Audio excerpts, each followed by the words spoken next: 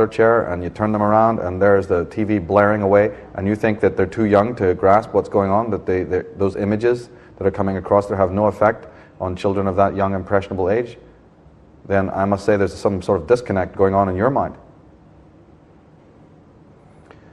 Now, Jean Kilbourne, in her Can't Buy Me Love, says that Saatchi has commissioned what the company calls psychocultural youth research, studies from cultural anthropologists and clinical psychologists. In a recent study, psychologists interviewed young people between the ages of 6 and 20 and then analyzed their dreams, drawings, and reactions to symbols. Meanwhile, the anthropologists spent over 500 hours watching children use the internet. And of course, they probably provide you with sweeties and free Coca-Colas while they're doing it.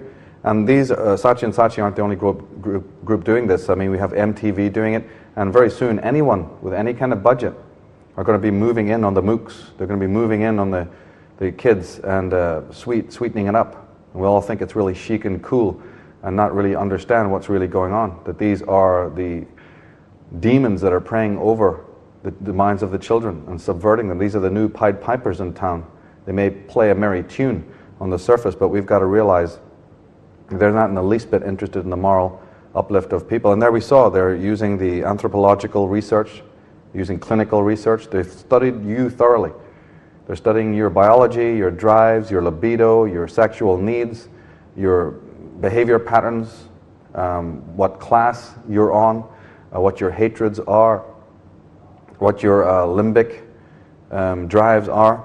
I mean, right here we've got, Jean Kilbourne says in another area, she says, one new market research technique involves monitoring brainwave signals to measure how engaged viewers are with what they're watching. According to the president of the company doing this research, we are the only company in the industry reading people's thoughts and emotions. Someone's going to be a billionaire doing this. I think it will be us. And the movie Looker, well, I think it's Albert Finney or Peter Finch, the movie Looker goes into that. They have devices now that even track how your retina moves when you're watching a model or watching some advertisement. And they're going to try and create advertisements around those retina points.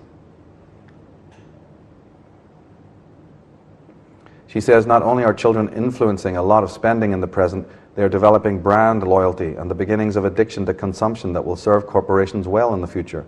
According to Mike Searless, president of Kids R Us, if you own this child at an early age, you can own this child for years to come. Well, no wonder Levi Strauss & Co. finds it worthwhile to send a direct mailing to 7 to 12-year-old girls to learn about them when they're starting to form brand opinions.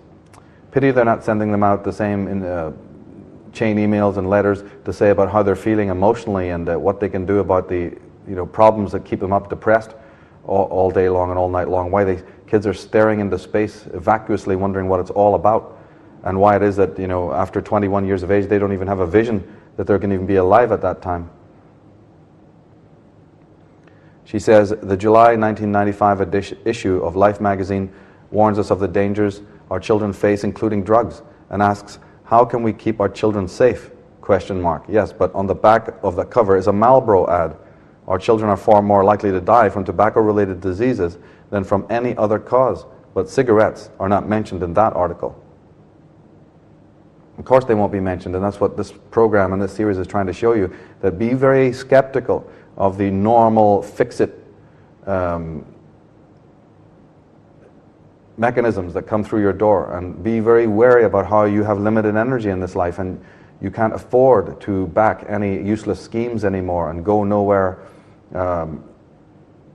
campaigns against this. Be very certain, and you will be certain if you're fully aware of the level of the problem. Then you'll be able to know which group or which activist committee has a particular chance.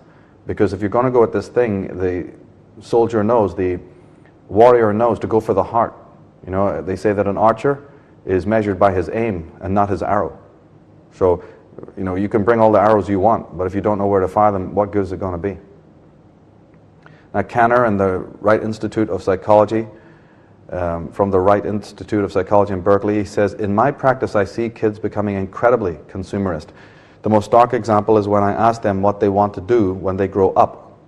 They all say they want to make money. When they talk about their friends, they talk about the clothes they wear, the designer labels. they wear and not the person's human qualities. Well, that's to be expected. We can't blame the children for that. They're not the ones that are broken. We are. In my work with children and my study of the indigo children and the raising of the meta child, I think it's pernicious that we should ever ask any child, what are you going to do when you grow up? That alone worries me, that we should even be thinking that's completely normal to do that. But even if you go to that length, then look what we're being told. Look what look what we're creating is little adults, little automatons that are just following whatever's sold to them by the media. But that's all right. 17 magazine commercial says innocence is sexier than you think. So we'll sell that too. We'll rape and molest that as well. And an ad for Virginia Slims cigarettes. Sugar and spice and everything nice. Get real, says the ad. Yeah, get real. There's no more innocence in the world. We've made sure of that. Kilborn says that leading brewers have run commercials on MTV during time periods when half or more of the audience was below the legal drinking age. Both Budweiser and Miller, along with makers of distilled spirits, sponsor the extreme sports that especially appeal to young people, such as snowboarding, mountain biking, and inline skating, and sell sports paraphernalia with the brand logo through marketing campaigns like Budweiser, buy the beer, get the gear. In 1998, the Center for Media Education found that 82% of beer websites and 72% of distilled spirits sites use techniques that are particularly attractive to underage audiences, compared with only 10% of wine sites. And we've talked in other programs about how it is that the corporate apparatus, but also the world power dynamic, the world elite, understands that it's going to have to create and disseminate all sorts of addictive substances, be it caffeine or sugar or preservatives in the food, and certainly alcohol and cigarettes, because we are in a state of inner diremption individually, existentially. There's a conflict going on within the psyche, between the body and the spirit, between the emotions and the mind. And of course, they know how to expatiate that and exercise that in an external way, but there's also a need to suppress it as well. I mean, for instance, we wouldn't touch any of these things if we weren't in that state, right? If we were not already in the state of inner conflict, your hand wouldn't move to pick up those suppressants. We find that teenage girls spend $4 billion annually on cosmetics alone.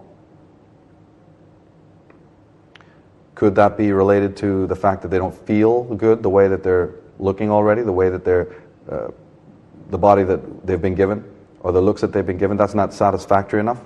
So the cosmetics is a way to cover up the persona. Douglas Rushkoff says in Media Virus, children's television and MTV are in fact the easiest places to launch countercultural missiles. The more harmless or inane the forum, the more unsuspecting the audience. I've highlighted MTV there because another one of the techniques used is the manipulation of words. MTV is not a word, of course it's not even a syllable, it's what we call a phoneme, MTV. It actually says something though. If you repeat the words MTV to yourself very slowly and then build up like MTV, MTV, MTV, and keep on repeating that slowly like a mantra, you will realize that it actually says empty TV, like an empty glass. So it's TV for the empty.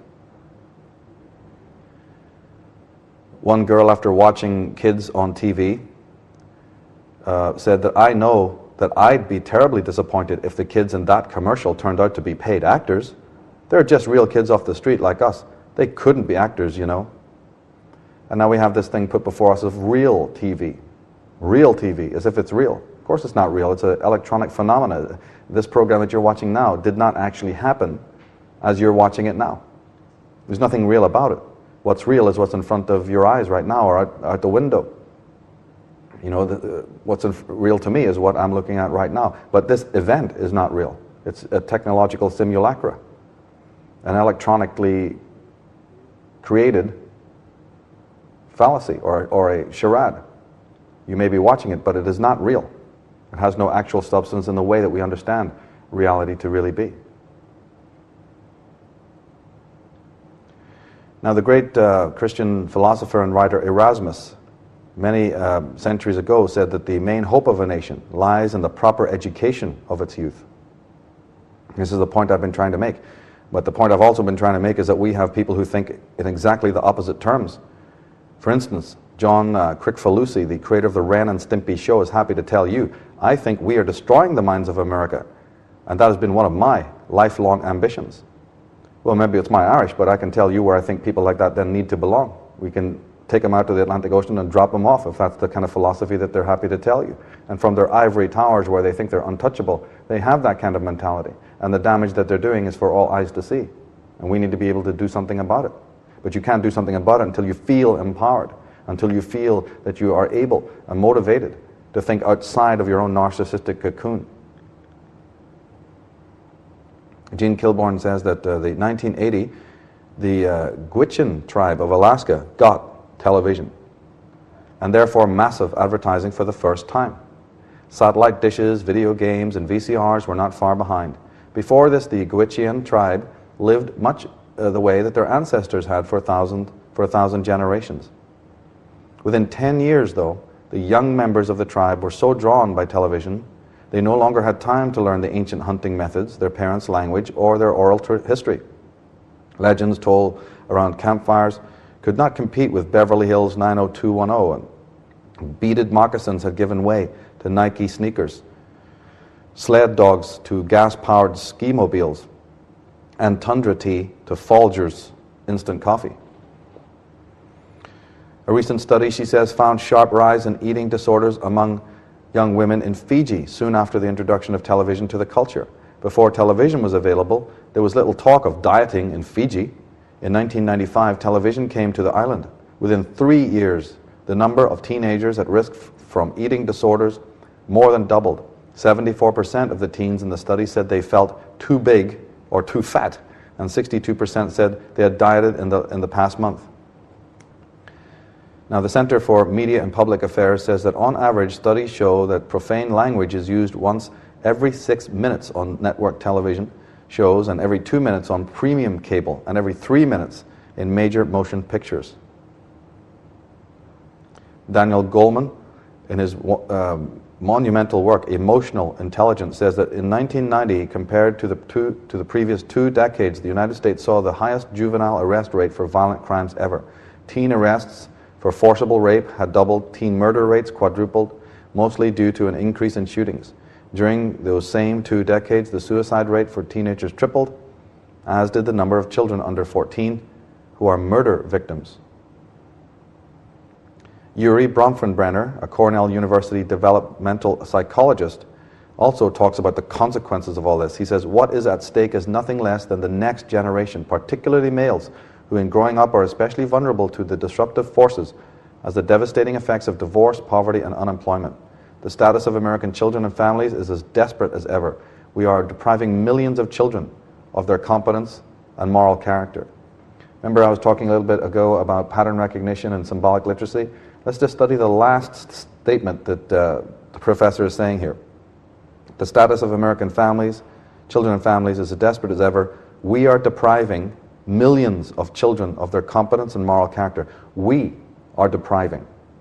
Not we are observing that it's happening. We are doing it. Is it a Freudian slip of the tongue? Is it a genuine observation? Or is it just the blatant truth? We, the human race, the adults of the world, and the corporations that we work for every day, we are doing it.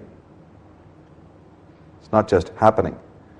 As of 2000, USA Today reports on its front page that 6.6 million adults, that's 3% of the adult population, are in prison or correction, quote unquote. That's right, they need to be corrected, but society, there's no problem with society.